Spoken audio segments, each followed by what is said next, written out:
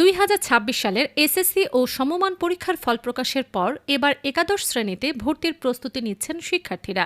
ভালো ফলাফলের পর পছন্দের কলেজে ভর্তি হওয়ার স্বপ্ন থাকলেও শুধু কলেজের নাম বা পরিচিতির উপর ভিত্তি করে সিদ্ধান্ত নিলে পরে সমস্যায় পড়তে হতে পারে।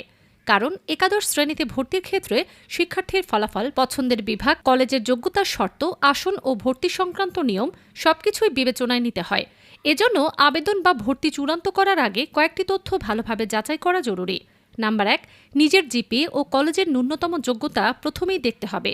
নিজের ফলাফল দিয়ে কাঙ্ক্ষিত কলেজ ও বিভাগে আবেদন করার যোগ্যতা রয়েছে কিনা। কলেজ ও বিভাগ ভেদে ন্যূনতম যোগ্যতা আলাদা হতে পারে। নাম্বার 2, কোন বিভাগে ভর্তি হতে পারবে।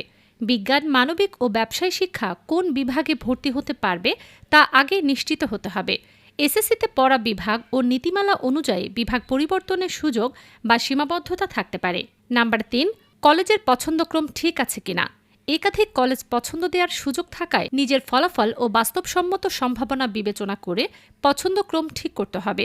পছন্দের কলেজের পাশাপাশি কয়েকটি বিকল্প রাখাও ভালো। নাম্বার 4, কলেজে আসন ও কাঙ্ক্ষিত বিভাগ আছে কিনা। আবেদনের আগে কলেজে কাঙ্ক্ষিত বিভাগ চালু আছে কিনা এবং আসন সংখ্যা কত তা যাচাই করতে হবে। আসন পূর্ণ হয়ে গেলে ভর্তির সুযোগ নাও মিলতে পারে। নাম্বার 5, ভর্তি প্রক্রিয়াটি কেন্দ্রীয় নাকি নিজস্ব।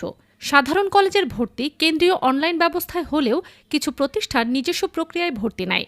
তাই সংশ্লিষ্ট কলেজ কোন পদ্ধতিতে ভর্তি নেয় তা আগে নিশ্চিত হতে হবে। নাম্বার 6, আবেদনের সময়সূচি ও শেষ সময়। আবেদন, ফল প্রকাশ, ভর্তি নিশ্চয়ন এবং চূড়ান্ত ভর্তির সময়সীমা আলাদা। তাই সর্বশেষ সরকারি বিজ্ঞপ্তি ও নির্ধারিত ভর্তি পোর্টাল থেকে সময়সীমা যাচাই করতে হবে। নাম্বার 7, আবেদন ও ভর্তি নিশ্চয়নের নিয়ম। অনলাইনে আবেদন করলেই ভর্তি সম্পন্ন হয় না।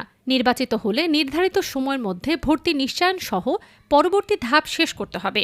সময়মতো নিশ্চয়ন না করলে বরাদ্দ বাতিল হতে পারে। নাম্বার 8, মাইগ্রেশনের নিয়ম। প্রাথমিকভাবে পছন্দক্রমের নিচের কলেজে মনোনয়ন পেলে পরে উপরে থাকা কলেজে মাইগ্রেশনের সুযোগ থাকতে পারে। তবে এর নিয়ম ও শর্ত সংশ্লিষ্ট শিক্ষাবর্ষের নীতিমালা অনুযায়ী নির্ধারিত হয়। নাম্বার 9, মোট খরচ ও কলেজের নির্ধারিত ফি। ভর্তি ফি, মাসিক বেতন, অন্যান্য ফি এবং পরিবহন বা আবাসনের সম্ভাব্য খরচ সম্পর্কে আগে ধারণা নিতে হবে। টাকা জমা দেওয়ার সময় অনুমোদিত ফি ও রসিদ নিশ্চিত করতে হবে। নাম্বার 10, কলেজের পরিবেশ ও যাতায়াত সুবিধা। বাসা থেকে দূরত্ব, যাতায়াতের সময় ও খরচ, শিক্ষার পরিবেশ এবং পছন্দের বিষয়ে পড়ার সুযোগ বিবেচনা করতে হবে।